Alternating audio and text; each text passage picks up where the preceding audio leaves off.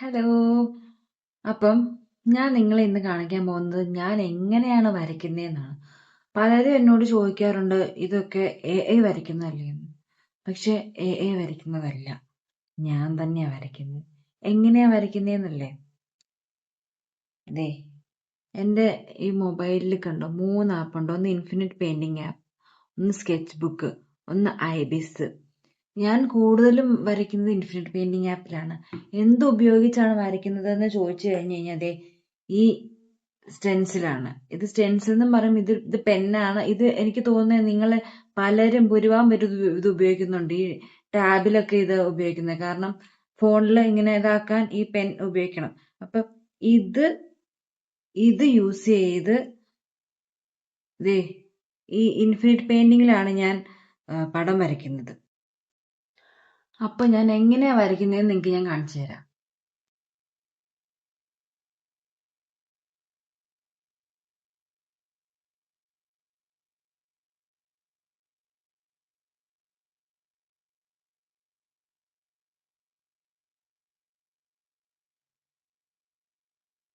എനിക്ക് ശരിക്കും ഇത് മുകളിൽ നിന്ന് വീഡിയോ എടുക്കണം എന്നാണ് ഞാൻ വിചാരിച്ചത്.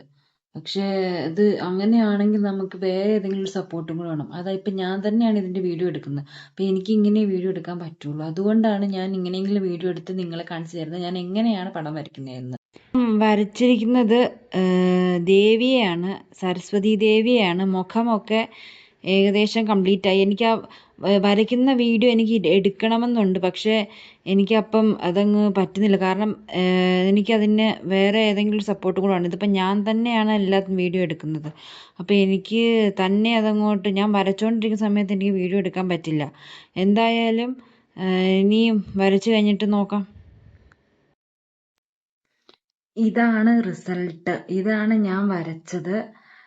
നിങ്ങൾക്ക് കാണാൻ പറ്റുന്നുണ്ടോ എന്ന് എനിക്കറിയില്ല. എന്തായാലും ഞാനിത് പോസ്റ്റ് ചെയ്യാം ഫേസ്ബുക്കിലും ഇൻസ്റ്റയിലും ഒക്കെ.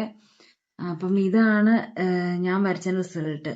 അപ്പം ഇത് ഇൻഫിനിറ്റ് പെയിന്റിംഗ് ആപ്പ് എല്ലാത്തിലും വർക്കാവും. ഫോണിലും ടാബിലും ലാപ്പിലും ഒക്കെ വർക്കാവും എന്നാണ് എൻ്റെ ഒരു വിശ്വാസം. ഫോണിലും ടാബിലും എന്തായാലും വർക്കാവും. അപ്പൊ ഇതിലാണ് ഞാൻ വരയ്ക്കുന്നത്. ഞാൻ വരച്ചിരുന്നത് കണ്ടല്ലോ അല്ലേ? അപ്പൊ ഞാൻ എൻ്റെ ഈ ഫോണിൽ തന്നെയാണ് ഞാൻ എല്ലാം പടവും ഞാൻ വരയ്ക്കുന്നത് ഇത് സ്റ്റെൻസിൽ ഉപയോഗിച്ച്. പക്ഷെ എന്തെന്നിരുന്നാലും ഞാൻ നേരിടുന്ന ഒരു പ്രധാന പ്രശ്നം എന്താന്ന് വെച്ച് കഴിഞ്ഞാൽ എല്ലാവർക്കും ഇപ്പം ഈ എ കണ്ടുപിടിച്ചതിനെ ഞാൻ ഒരിക്കലും തെറ്റ് പറയില്ല. കാരണം നമുക്ക് ഏറ്റവും ഉപകാരപ്രദമായിട്ടുള്ള ഒരു സാധനമാണത്.